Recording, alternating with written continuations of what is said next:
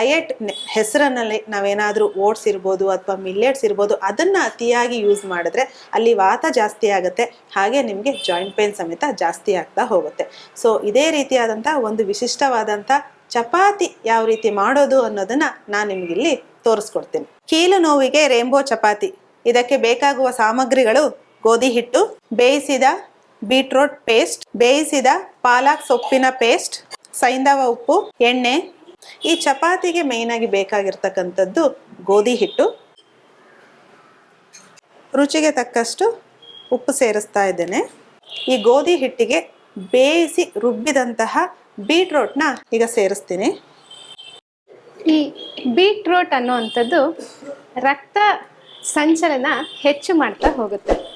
ಈ joints pain ಇರೋವಂಥಲ್ಲಿ stiffness ಅಂತ ಹೇಳ್ತೀವಿ, ಹೆಚ್ಚಾಗಿರುತ್ತೆ. ಅಂದರೆ ಮೂಮೆಂಟ್ಸು ತುಂಬ ಕಡಿಮೆ ಆಗೋದಕ್ಕೆ ಸ್ಟಿಫ್ನೆಸ್ ಅಂತ ಹೇಳ್ತೀವಿ. ಜೊತೆಗೆ ಕೆಲವೊಂದ್ಸಲ ಟೆಂಡರ್ನೆಸ್, ಅಂದರೆ ಮುಟ್ಟಿದ್ರೆ ನೋವು ಜಾಸ್ತಿ ಇರೋವಂಥದ್ದು ಕೂಡ ಇರುತ್ತೆ. ಹೇಗೆ ನಾವು ಬಿಸಿಯಾದಂಥ ಒಂದು ಶಾಖ ಅದನ್ನು ಕಡಿಮೆ ಮಾಡುತ್ತೆ ಅಂತ ಹೇಳಿದ್ವು, ಹಾಗೆ ಈ ಬೀಟ್ರೂಟ್ ಅನ್ನುವಂಥದ್ದು ಕೂಡ ರಕ್ತ ಸಂಚಲನ ಹೆಚ್ಚು ಮಾಡಿ ಅಲ್ಲಿ ರಕ್ತಸ್ರಾವ ಹೆಚ್ಚಾಗಿ ಆಗಿ ನೋವು ಮತ್ತು ಊತ ಎಲ್ಲನೂ ಕಡಿಮೆ ಮಾಡೋದಕ್ಕೆ ಸಾಧ್ಯ ಮಾಡ್ತಾ ಹೋಗುತ್ತೆ. ಅದೇ ರೀತಿ ಪಾಲಕ್ ಸೊಪ್ಪಲ್ಲಿ ಕೂಡ ಕ್ಯಾಲ್ಶಿಯಂ ಅಂಶನೂ ಹೆಚ್ಚಿದೆ. ಹಾಗೆ ಈ ಬೀಟ್ರೂಟ್ ಪಾಲಕ್ ಎರಡು ಉಷ್ಣಾಂಶ ಹೆಚ್ಚಿರೋವಂಥದ್ದು. ಸೊ ಹಾಗಾಗಿ ಇಂಟರ್ನಲ್ಲಿ ಉಷ್ಣತೆ ಹೋದಾಗ ಈ ವಾತ ಅನ್ನೋವಂಥದ್ದನ್ನು ಕಡಿಮೆ ಮಾಡೋದಕ್ಕೆ ಸಹಾಯ ಮಾಡುತ್ತೆ. ಹಾಗಾಗಿ ಈ ಥರದನ್ನು ನಾವು ಹೆಚ್ಚಾಗಿ ತಿಂತ ನಮ್ಮ ವಾತನ ಹೆಚ್ಚು ಮಾಡುವಂಥದ್ದು, ಈಗಾಗಲೇ ಹೇಳಿದಾಗೆ ಮಿಲೆಟ್ಸ್ ಇರ್ಬೋದು, ಓಟ್ಸ್ ಇರ್ಬೋದು, ಸ್ಪ್ರೌಟ್ಸ್ ಇರ್ಬೋದು, ಇಂಥದನ್ನೆಲ್ಲ ಕಡಿಮೆ ಮಾಡಿ ತುಂಬ ತಣ್ಣಗಿರುವಂಥದ್ದು, ಫ್ರಿಜ್ಜಲ್ಲಿರುವಂಥದ್ದು ನೀರು ಕುಡಿಯೋದು ಅಥವಾ ಜ್ಯೂಸ್ ಕುಡಿಯೋದು ಇರ್ಬೋದು, ಇಲ್ಲ ಐಸ್ ಕ್ರೀಮ್ಸ್ ಇರ್ಬೋದು, ತುಂಬ ತಣ್ಣಗಿರುವಂಥದ್ದನ್ನು ಕೂಡ ಅವಾಯ್ಡ್ ಮಾಡಿ ಹೆಲ್ದಿಯಾಗಿ ಮನೆಯಲ್ಲೇ ನಮ್ಮ ಇಂಡಿಯನ್ ಸ್ಪೈಸಸ್ ಅದನ್ನು ಉಪಯೋಗಿಸ್ಕೊಂಡು ಮಾಡಿರುವಂಥ ಆಹಾರಗಳು ಹೆಚ್ಚು ಉಪಯೋಗ ಆಗ್ತಾ ಹೋಗುತ್ತೆ. ಪಾಲಕ್ ಸೊಪ್ಪಿನ ಹಿಟ್ಟನ್ನು ಮಾಡ್ಕೊಳ್ಳೋಣ. ಸೊ ಇದಕ್ಕೆ ಸ್ವಲ್ಪ ಗೋಧಿ ಹಿಟ್ಟನ್ನು ತಗೊಂಡು ರುಚಿಗೆ ತಕ್ಕಷ್ಟು ಉಪ್ಪನ್ನು ಸೇರಿಸಿ ಬೇಯಿಸಿ ರುಬ್ಬಿದಂತಹ ಪಾಲಕ್ ಸೊಪ್ಪನ್ನು ಇದಕ್ಕೆ ಸೇರಿಸೋಣ. ಬೇರೆ ಯಾವುದೇ ತೊಂದರೆಗೂ ಕೂಡ ಈಗ ವೆಜಿಟೇಬಲ್ ಜ್ಯೂಸ್, ತರಕಾರಿ ರಸ ಕುಡಿಯೋದು ಜನರಲ್ಲಿ ಒಂದು ಅಭ್ಯಾಸ ಆಗಿದೆ.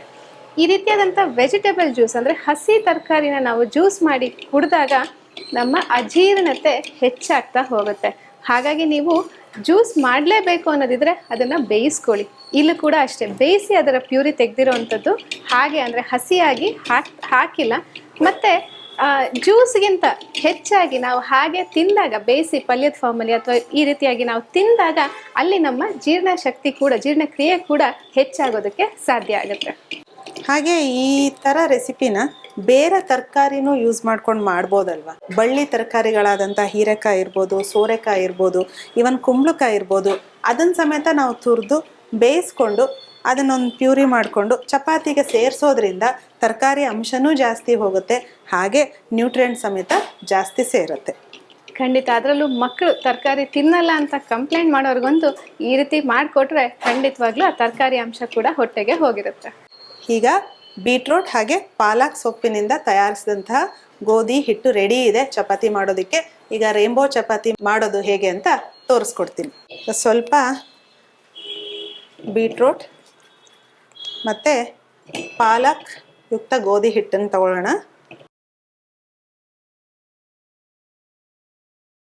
ಈಗ ರೇಂಬೋ ಚಪಾತಿ ರೆಡಿ ಇದೆ, ಅದನ್ನು ಒಲೆ ಮೇಲಿಟ್ಟು ಕಾಸೋಣ. ಆಗಲೇ ಹೇಳಿದಾಗೆ ಆಯುರ್ವೇದದಲ್ಲಿ ಯಾವುದೇ ಥರದ ಜಾಯಿಂಟ್ ಪೇನ್ ಇರ್ಬೋದು ಅದನ್ನು ನಾವು ರಿವರ್ಸ್ ಮಾಡ್ಬೋದು. ಸೊ ಅದಕ್ಕೆ ಆದಂಥ ಟ್ರೀಟ್ಮೆಂಟ್ಗಳು, ಕಟಿಬಸ್ತಿ ಇರ್ಬೋದು, ಜಾನುಬಸ್ತಿ ಇರ್ಬೋದು, ಹಾಗೆ ವಿರೇಚನ, ವಮನ ಅನ್ನುವಂಥ ಕೆಲವೊಂದು ಪಂಚಕರ್ಮ ಟ್ರೀಟ್ಮೆಂಟ್ ಸಮೇತ ನಾವಿಲ್ಲಿ ಕೊಡ್ತೇವೆ. ಸೊ ಈ ಜಾನುಬಸ್ತಿ ಅಥವಾ ಕಟಿಬಸ್ತಿ ಅಂತ ಏನಿದೆ ಅದನ್ನು ಸಾಮಾನ್ಯವಾಗಿ 7 ದಿನ ಹೇಳ್ತೀವಿ.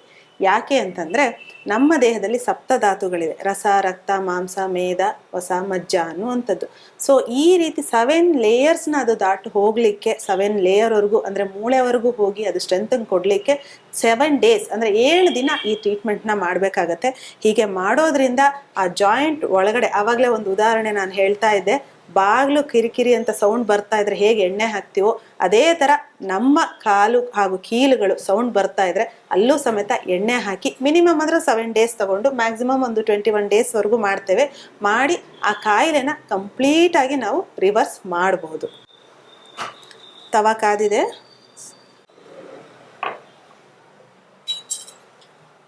ಕೀಲು ನೋವು ಅದರಿಂದ ಬಳಲ್ತಾ ಇರೋವಂಥವ್ರು, ಈಗ ನಾವು ತೋರಿಸಿರುವಂತಹ ಆಹಾರ ಇರ್ಬೋದು, ನಾವು ನಿಮಗೆ ಹೇಳಿದಂತಹ ಸಲಹೆಗಳಿರ್ಬೋದು, ಇದನ್ನೆಲ್ಲ ನೀವು ಮಾಡ್ತಾ ಹೋಗೋದ್ರಿಂದ ಖಂಡಿತವಾಗ್ಲೂ ಆ ನೋವಿಂದ ಆಚೆ ಬರ್ಬೋದು.